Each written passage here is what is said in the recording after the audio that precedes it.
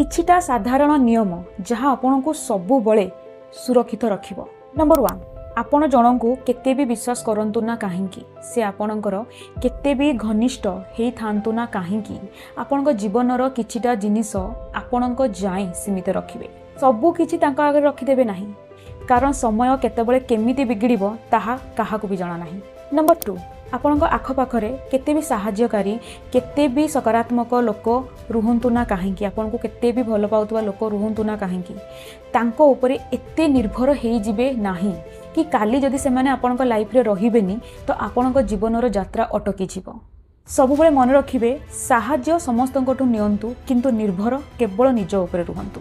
And number 3, जीवन रे किछि भी घटी जाउना काहेकि केते भी खराब रु खराब परिस्थिति आसी जाउना काहेकि प्रत्येकटी व्यक्ति एवं प्रत्येकटी परिस्थिति ठू भी अधिक निजर खुशी को महत्व दियंतु। खुशी आपन को शक्ति दिए जीवन रे आसुथबा प्रत्येकटी परिस्थिति सह लढिबा पई। शेष रे जदि केही आपन को बंचेई पारिबे से हेउचंती केवल आपन निजे।